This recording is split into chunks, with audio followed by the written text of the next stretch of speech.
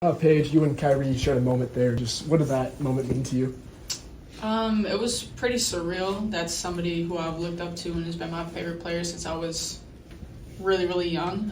So for him to come out and support us, support women's basketball, I have his daughter there, get to meet him. He's been like a big brother figure for me, and to finally meet him in person, it was a great moment. Isaac, go ahead. Paige, you talked about the support for women's basketball. Obviously, sold out game tonight, 20,000 people in the stands. What does a game like this at an arena like this mean for the Dallas Wings and for you personally? Yeah, it just makes you excited for the future and what it can continue to look like if we keep investing in women's sports, keep letting us play in platforms like this, arenas like this. There was a great turnout, a great environment. It just makes you excited as an individual and as a team to continue to keep representing Dallas. And so, yeah, just excited for the movement. Maya, go ahead. You guys came back after being down up to 20 points early. I mean, what does that say about just this team? That we have a lot of fight, but obviously it's hard in this league to come back because every team's really good. So getting in a hole like that is tough, but we definitely showed fight, but we can't start off like that in the first. Paige, 4 of your 6 20-plus point games have come in the last 5 games. What's been behind your recent scoring surge? I think just being aggressive, looking to create my own shot, which also helps me create for others. But reading what the game needs from me on that given night, and for this team, what this team needs me to be, which is I feel like is aggressive on offense. And then my teammates doing a great job of getting me the ball, screening, coach drawing up plays for me, and giving me the opportunity to do that. Hi, Paige. That half-court, or not half-court, that halftime right before that buzzer beater shot, was that the hope? Was that the spark? Was that the momentum that you feel like you and your teammates needed to go into that second half to get those to get the lead over Indiana a couple times there? I think for the most part, a lot of our effort in the second quarter, undoing our very slow start to cut it to 13 after we were down 23. That was just huge. We wanted to get it to as close as to 10 as possible. And then I think really the spark was that third quarter defensively, us locking in and really paying attention to the details of the scout and making things as difficult as possible for them. Paige, you talked about Kyrie being your favorite player, and his game compared to yours, the dribbling, the ball handling, shiftiness, the mid-range game. How did you decide that that was the right style for you when you were developing your game? I want to be as unguardable as possible, and I feel like Kyrie's probably one of the most unguardable people to ever play the game. So that starts with scoring at all 3 levels. So adapting the mid-range game was super essential for me in my game, and also being able to get to the rim, shooting from behind the 3-point line. So I guess just looking to be a 3-level scorer. Arike, this will be, you guys have back-to-back. You obviously have another game tomorrow with no travel. You expend a lot of energy making that comeback. How do you kind of refocus, get your body right, and get ready to turn it around and play less than 24 hours later? Yeah, just recovery, what we always do after games, try to get some rest, a little bit extended rest for tomorrow, but, it's professional basketball, so we got to get locked in and ready for tomorrow. I have 2 questions, one for Arike, one for Paige. For Arike, for you being your whole career, when you first started here in Dallas to be on this big stage, how much did it mean for you personally? Did you ever vision playing a big game at the Airlines Center like this when you first got here, like your rookie year? I didn't really think about what to come in the future. I was just happy to be a pro, happy to play basketball. But, the growth that I've seen these last 6 years with women's basketball in general is just growing, and it's amazing to, play in this environment, play in front of all these fans, and hopefully this continues. And for Paige, does it seem like every time you touch the court, the game's slowing down? Is that why you get more aggressive and starting to kind of lift the way you did at UConn? I think every single game, from game to game, I'm learning, trying to grow, get better, especially with my reads offensively, specifically ball screen reads, how I can counter top blocks and aggressive defenders, and how I can just be efficient in my movements and my cuts and offensively. So I think it just comes with film and putting in work in that area. This is both for Paige and Arike. What have the two of you learned about each other in your first year together in terms of how to play off each other rhythm-wise? What do you two learn about each other? That's for both of them. Yeah, I think we're still growing. We're figuring out each other's tendencies, but obviously there's 3 other people on the court, not just us. So, being able to play with all 5 of us, the starters, the bench, just being able to build that chemistry, that you can see that a lot in teams that have been together for a lot of years. So obviously we've only been together for a couple months, but it's going to keep growing, and, I'm excited about that. Same for Paige. Just getting to know where she likes the ball, which side of the floor, which way she likes to come off screens. Getting her in more actions, getting her more looks, more touches is something that I'm still trying to get better at. And as a point guard on the floor, it's my job to do that. So, like she said, we're still learning, we're growing, we're getting better together as a duo, but also as a team. But I think the most important thing is that we both just want to win. So whatever that looks like on any given night, it might be different. Last one right here.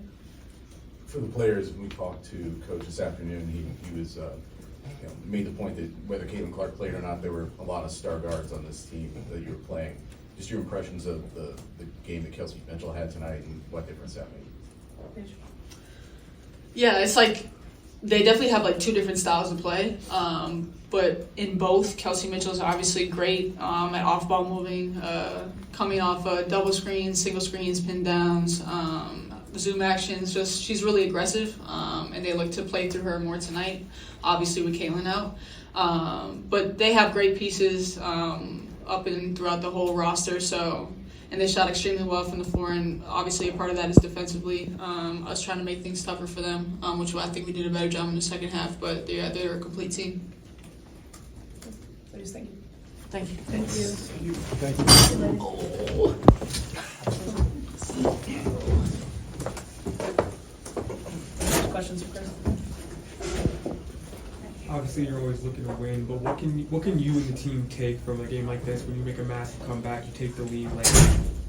Yeah, it's tough. You don't want to just. We're gonna try to pull the positives out of all of it, but there's no. It was disappointing the way we started that game. It was just extremely disappointing how we came out flat, and that we needed that to get us going. So that's on me. In terms of getting that locker room ready and making sure that they're motivated and they're ready to perform from the tip.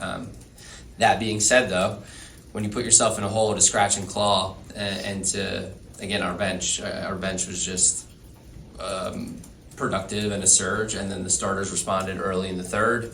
And so, yeah, it's encouraging to know that you have a group that is resilient and not going to just roll over. So, again, we're still working to put 40 minutes together consistently.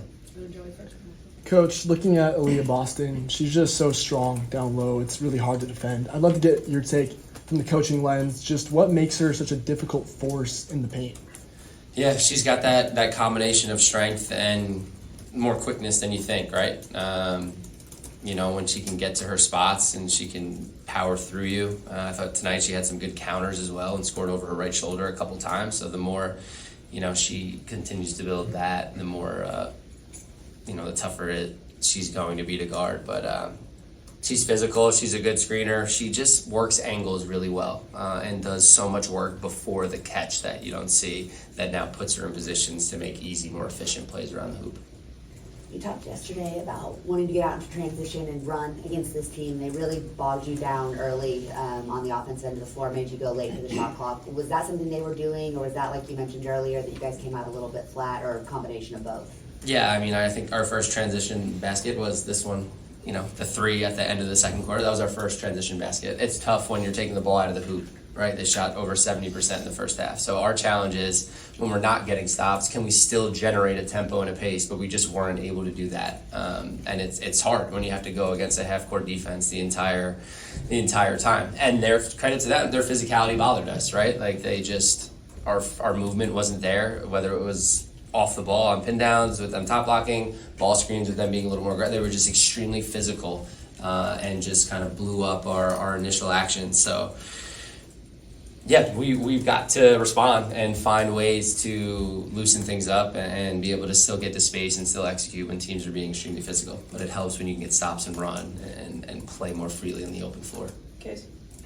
Can you talk a little bit about how Maisha kind of got things started earlier? Because y'all were kind of flat, and then she was able to hit some pretty good shots to get the offense rolling. Yep, just good energy off the bench again. She just great communicator out there and just is a good connector. And so I love that she's just been more aggressive here these last couple of games off the bench, looking for her own offense. So we need that from her, and have just, since she's moved there, I've liked these 2 games with what she's given us off the bench.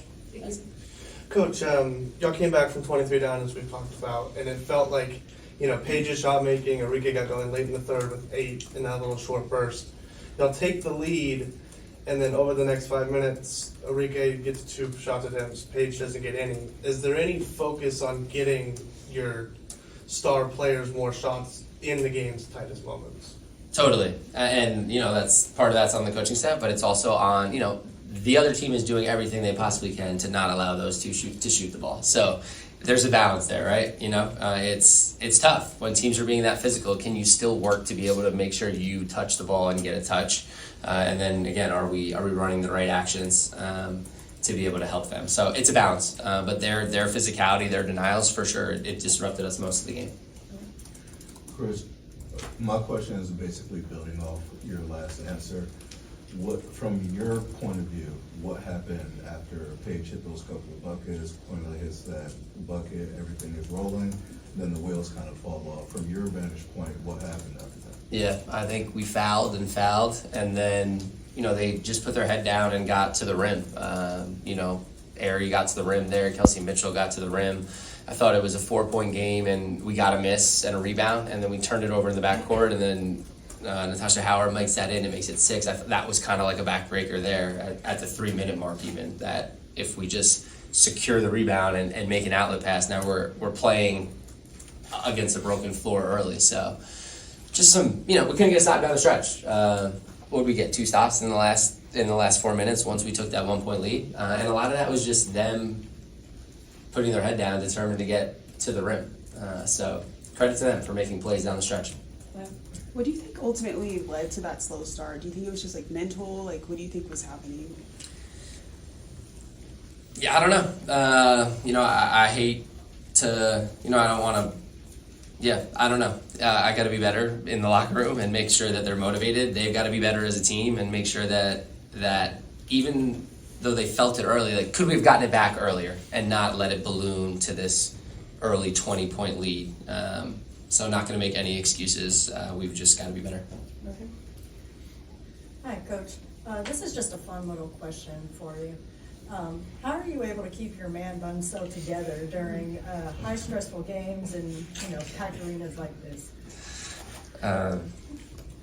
Just tie that thing tight and try not to get too animated out there. Move around. Coach, despite the outcome of the game, it was high energy, it was a packed house. Do you think this was kind of a snapshot of things to come when the team does move to Dallas next season? I hope so. Yeah, just again, extremely grateful for this opportunity and love that Dallas showed out. And again, disappointed in our start, but I think they saw the resiliency and the fight to come all the way back and to take a 1-point lead. I think the game was still very much exciting. You saw star players doing their things, making shots. So I think overall, when you take a step back, it was still a fun and a very good night for women's basketball for sure. As much as it hurts with that first quarter start. So hoping that people who came maybe for the first time, they'll be back for sure. They liked what they saw on the floor, and we gained some more fans tonight. So just grateful for the opportunity and thought that there's more of that to come for sure. Yes, thank you.